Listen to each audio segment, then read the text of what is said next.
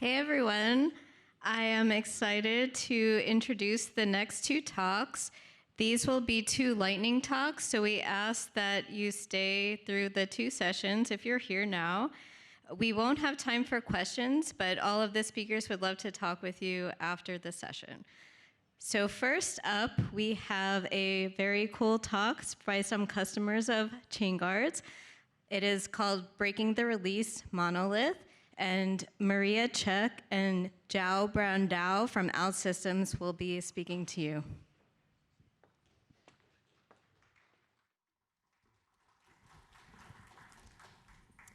Hello, everyone.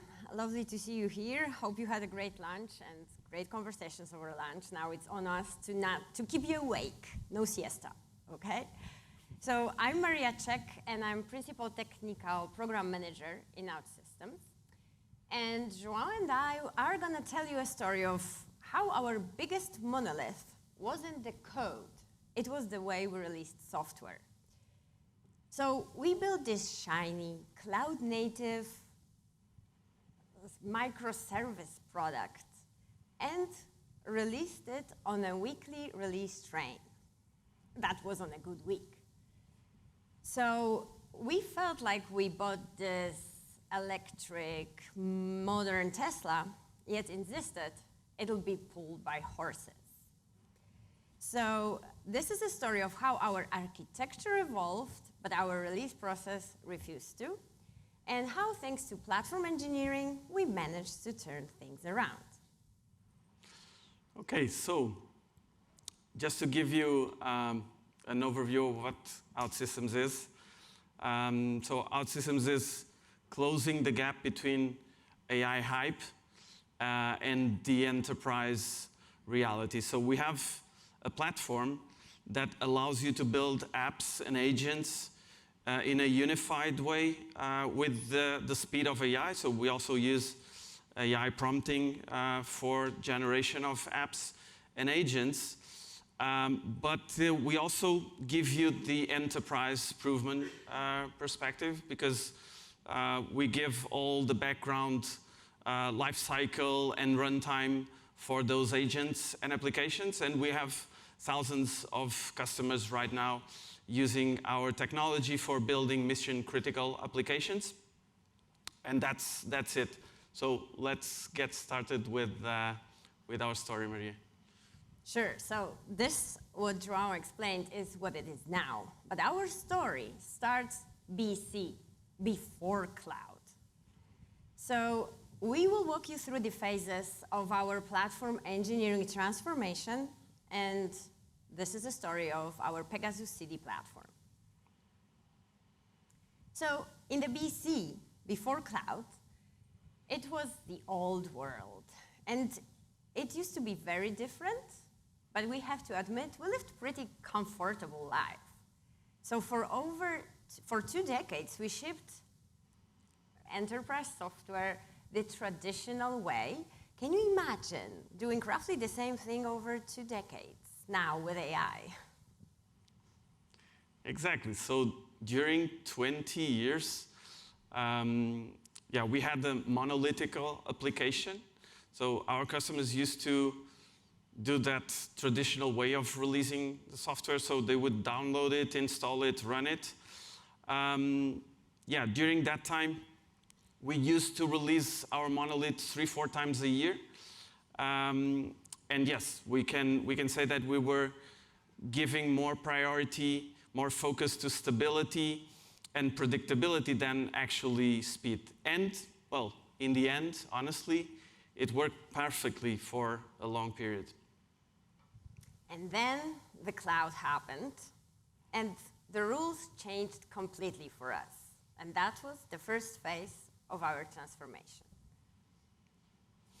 Yeah, so the cloud happened. We had to broke our monolith. So we built a new system with full of microservices, around 200 microservices. But in the end, what about releases? One big synchronized release train. So that was our first approach. Senior leadership, they wanted safety above everything. So what was tested in stage would go the same way to production. And yeah, we didn't trust actually the automated testing for microservices. And then in the end, this caused a big problem. Cloud made a disruption. And this is when we felt like we were delayed. We had this super cool product, modern, yet we released it on a weekly or slower release train. It was a delay after delay, and we felt like we were pulled by horses. So we realized one thing. We trusted Kubernetes with our infrastructure, but we didn't trust developers with the deploy button. So in the end, we didn't have a deployment problem. We had a trust problem. The leadership didn't trust developers, but even the developers themselves didn't trust each other that they have the full coverage on the products. So as you can imagine, we had quite a lot of challenges with this setup. Yeah, we did. So everyone was blocked by everyone. So when a team was introducing a bug, then all the services would get blocked on the stage environment. And when a fix was getting in, another team, another service would have a bug. And then, as you can see, we ended up with releases that should take like 1 day to take 4 days or even weeks. So that was a big chaos. Our release engineering team ended up becoming a ticket ops team, so trying to align all the teams together in order to fix the issue, and it was really, really hard. So there was some incidents that needed urgent fixes or new features that were needed really quick in production. And so a lot of fast tracks were getting in and a lot of synchronization between the teams. It was a really, really hard. Yeah, and as you can see here, our release train schedules felt like the train schedules of the 70s. Everything was blocked or delayed or canceled. And we felt that was a fail because we know that the leadership wanted safety, but they also wanted speed. And our data wasn't impressive. As you can see, lead time took from 4 days to 4 weeks. It was more 4 weeks than 4 days. And the developer experience survey showed that release cycle, the deployment process, was the #1 pain point as reported by the development teams. So we had to make a decision. So we had to break the release train, moving from being blockers, so the release team being a blocker or the system that we had being a blocker, to become enablers. So really embracing platform engineering. And this is how we got to the second phase where Pegasus was born, and it transported us from a train station to a motorway. And Pegasus was born, so our cloud-native CD platform, an event-driven platform that allowed us going from not only decoupling services, but also decoupling releases, so giving that autonomy for teams. And as a result, the teams can release when they want. They do it autonomously. That was really new for us. And the guardrails enforce security, compliance, and quality automatically. So security stopped being a meeting. It became a property of the platform. And there's no ticket ops, no release calendars, and most importantly, no begging. And we learned that rules written in YAML are taken more seriously than rules written in Confluence. Yeah, So it was really a big mindset shift for all of us, not only for platform engineering teams, but also for the teams themselves. So created a centralized system that allowed all the teams to decentralize the way they release all those services. So we're talking about around 200 microservices. All of them were able to configure the proper testing, contract integration, system tests. They were able to push all the things in a fully independent way. So we moved from forcing and mandating to really getting the feedback from the teams, focusing on the value and delivering that value. So standardizing that value, and that had a really good impact. And also, the first teams that adopted Pegasus, they became its biggest ambassadors. So this was the proud moment for me as well, because I took care of the adoption, and knowing that, as Ron said, it wasn't anymore a force. They just wanted to get on the platform because they understood the value it brought. So that's another learning that we have. If you want developers to do the right thing, stop making the right thing the hardest thing. And in our case, releasing was the hardest thing ever.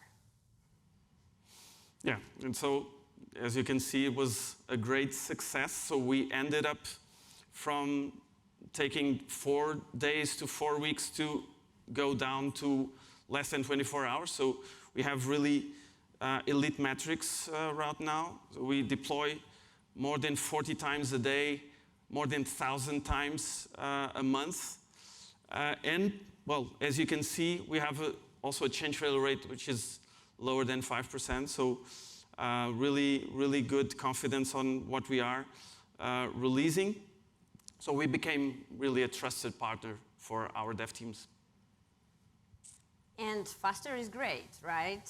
But faster without safety means breaking things sooner.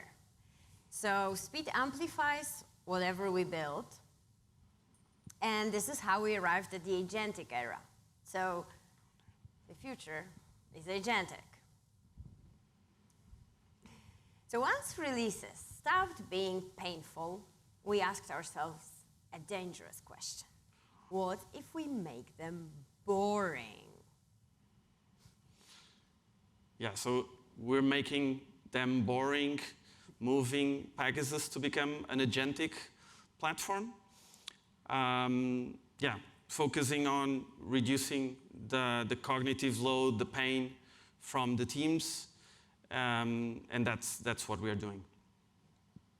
So we're doing this in a lot of different steps. Here's some examples of what we are doing.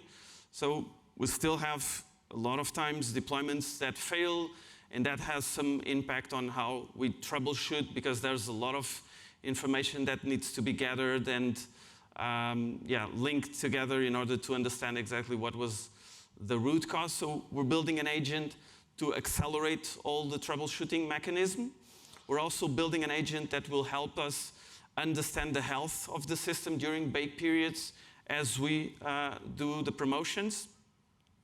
And as an evolution of the deployment failure agent, we're also building an agent that will be able to self-heal, so automatically correct some of the deployment failures that we have, and this way also reducing MTTR. So these are just examples of the evolution that we are doing in Pegasus right now. So we're moving from pressing the deploy button and hoping to assessing risk before the button even exists.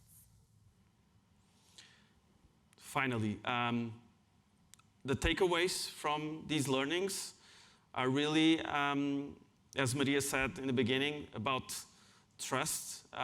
It's really important to do this motion that we solve a trust problem, okay, when that's the case.